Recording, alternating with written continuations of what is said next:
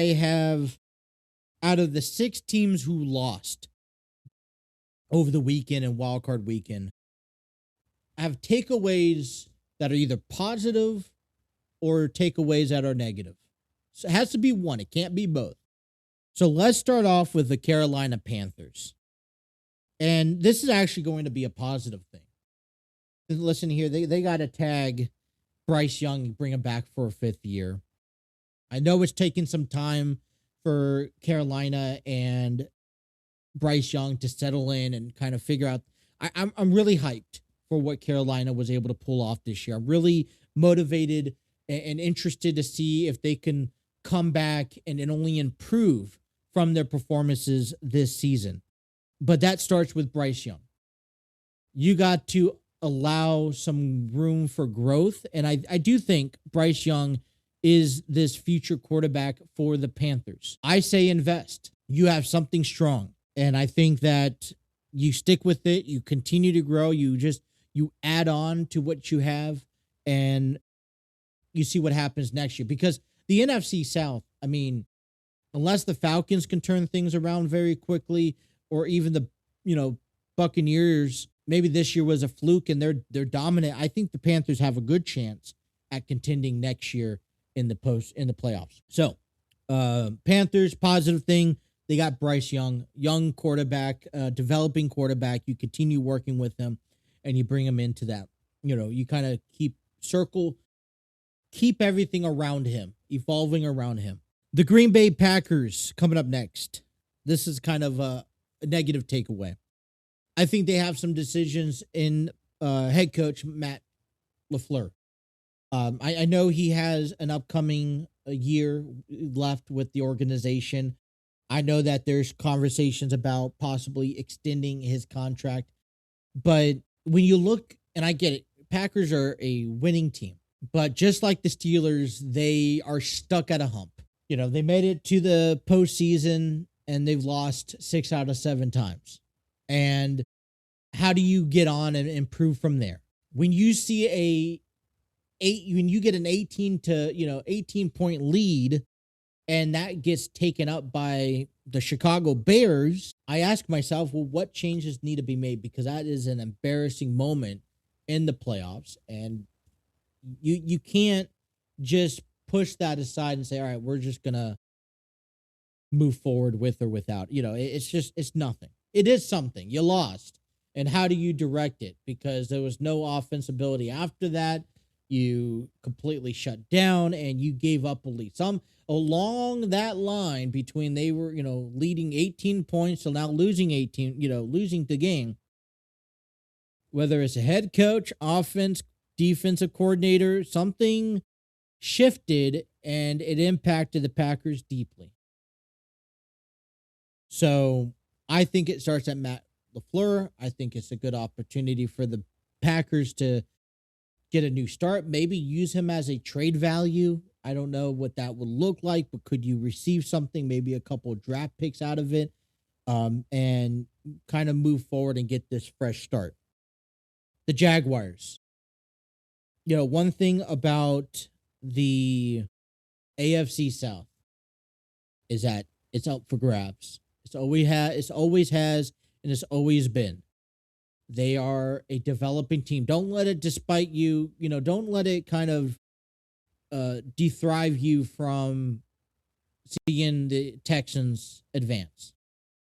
They kind of faced an easy Steelers team that didn't have much to offer in the game. Okay, they kind of been lingering off of hope and prayers.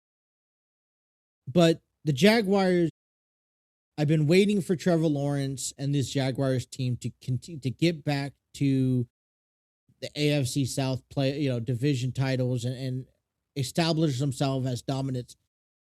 They need to get themselves figured out, because when Daniel Jones comes back as the Colts, it's going to be a competitive division.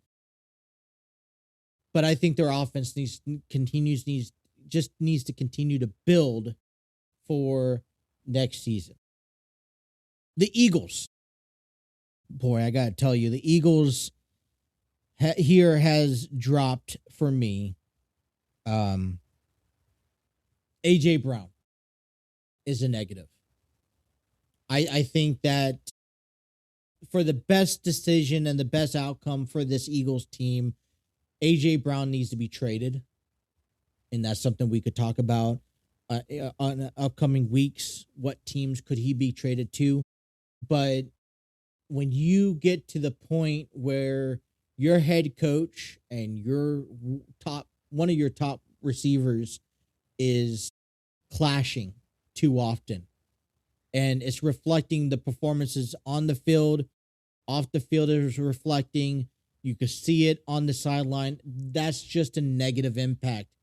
And that's a negative impact that you don't want on your team. You want everyone to be synced together, everyone on the same page, and everyone having the same morals as, hey, we need to win this football game. We're not playing an individual sport. We're being a team player. We got to do this as a team because we win as a team.